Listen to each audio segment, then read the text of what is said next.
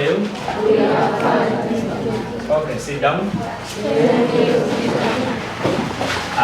It is time for agriculture and nutrition, and today we want to deal with the topic under nutrition, that is substance planning for a family meal. Planning for a family meal. Now, before the topic planning for a family meal, I hope at home people eat different foods at different times. When you came to school in the morning, you had already eaten a certain food in the morning before you came to school. That is also a meal. Then when you go home for lunch, you will also take a certain food. Then in the evening, you will eat a certain food before you do what? You sleep.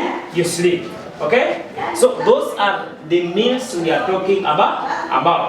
And remember, a meal comprises different types of food groups. I hope when you were in grade 4, grade 5, you talked about food groups.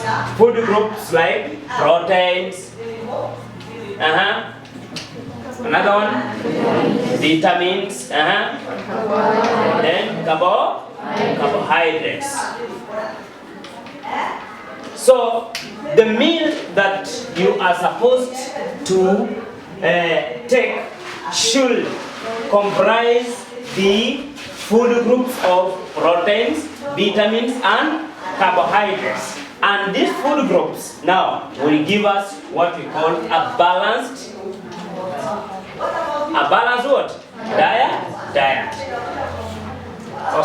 So a meal that you are going to plan must comprise these 3 food groups, so that you provide the people with what?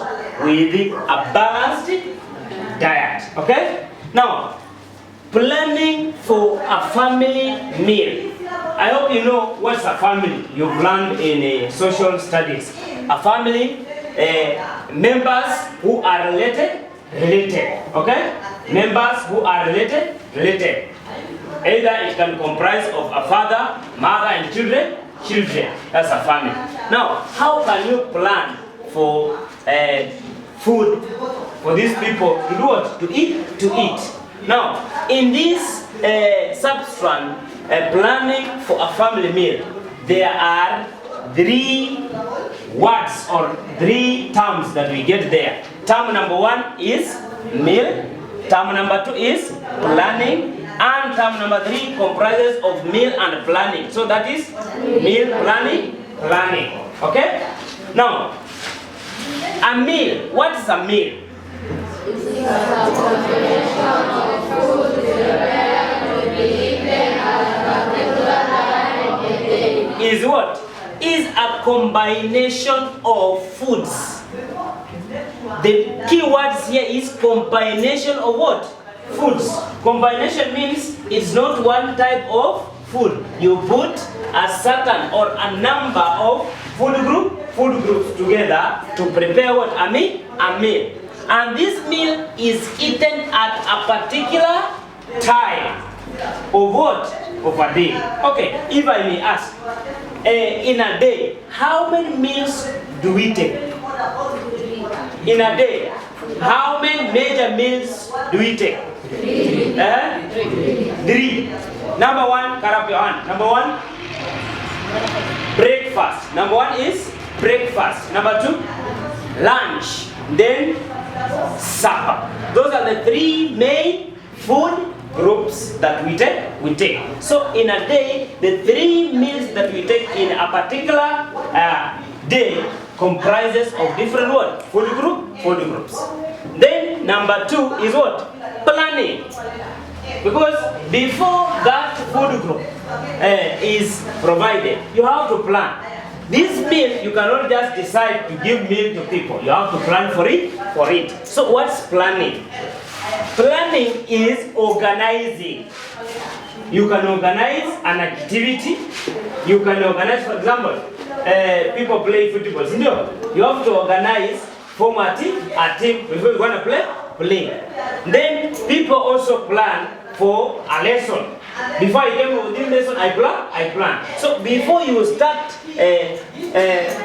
planning for a meal, make sure that you have a plan. So a plan is what? An organization of an activity. You organize. Then, so that at the end, you achieve the food that you wanted, which is called a meal. Okay? Then, the two terms now gives us the term meal planning. Meal planning means how now to carefully select food.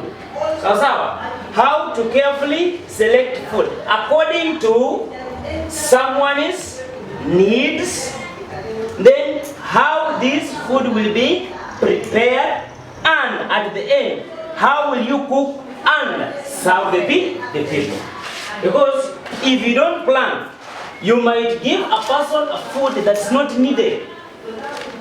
You get? So there are those people who eat special foods because people need a different diet. For example, there are people who are suffering from certain diseases. Like somebody suffering from diabetes, somebody suffering from high blood pressure. These people are told to eat certain type of food. So you must have a plan for that meal for the person to eat the necessary foods that are required for his diet. Then, how will you prepare this food? Because you plan for a food according to the way you will prepare that food, so that you have all the necessary things that are supposed to prepare that food. Then, how will you cook?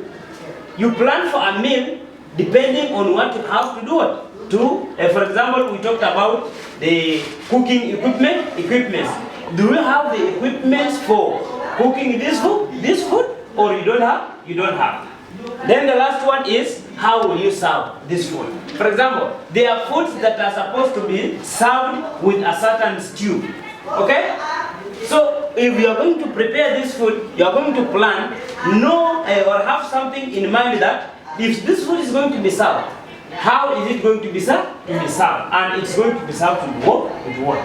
Now, that one brings us to factors to consider when you are planning for a meal. When you are planning for a meal, what do you put in mind before you start planning for a meal? Before your father brought you to school, he had a plan. How are you going to survive in school? How is he going to get school fees? How is he going to get books and pens and pencils? You see, before he brought you to school.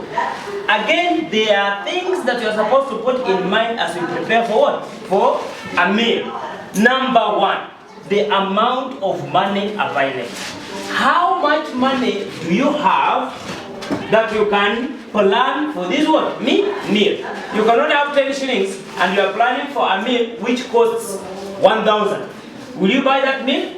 No. So consider the amount of money that you have before you plan for a meal. And when you plan for a meal, it should be related to the amount of money that you have. If you have 50 shillings, plan a meal for 50 shillings. If you have 100, plan for 100. Number two, the time available. There are foods that take a lot of time to prepare. For example, githeri.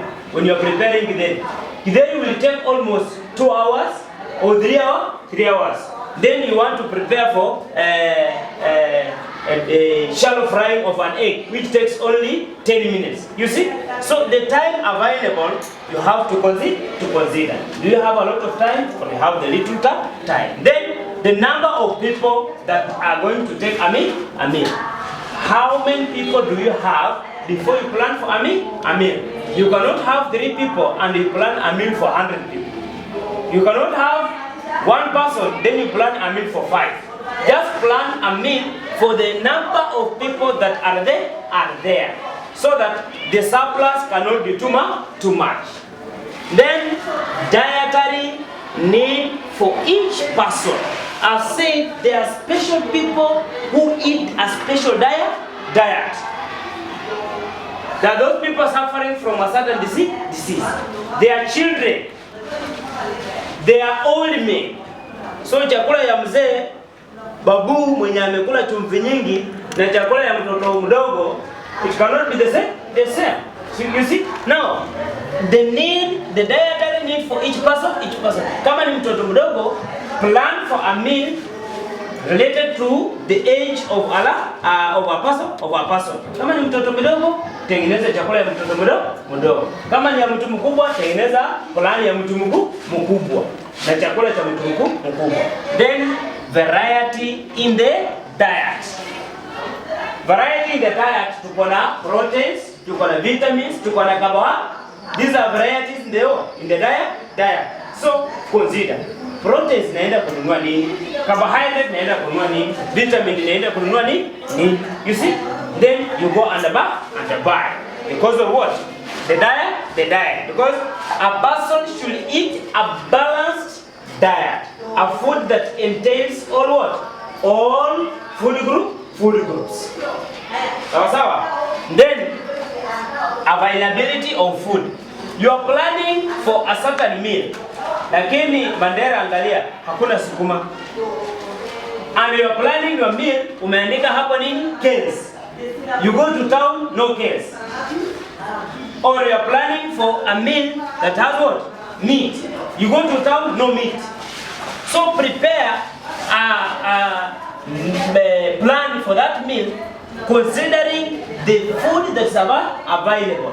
Mandera unatengeneza plani ya chakula ukijua kwamba this is a semi-arid area where certain foods are not available. So when you make a plan, jua kwamba ukienda town, this food you will get it there. Then the last one, type of fuel to use. Type of fuel to use. Tulisema tuko na firewood, tuko na jiko which uses what? Charcoal. Tuko na stove which uses what? Paraffin. Tuko na gas cooker. Ndio? Now, the type of fuel to cook that food. Wewe unatengeneza una plan food. You are planning for food, then in mind you don't have the necessary fuel to prepare that meal. Wewe uko na kerosene, leo unapanga kupika githeri. Are you sure kerosene itapika githeri? When you want to cook githeri, you look for what? Fire. Sindio? Or you look for charcoal. So make sure that the food that you are planning or the meal that you are planning to prepare, know that there is fuel that is needed. So put in mind, buy the fuel that is required. You get me right? So that's all about planning the meal for a family. So when you go home, when your father, your mother wants to do something called a budget for the family, tell him or advise him, because you have been in school. You have learned about planning for a meal. Tell your mother, please let us sit down. You want to buy certain foods. How many are we in the family? Now, how much do you have? You want to go and buy food. How much do you have?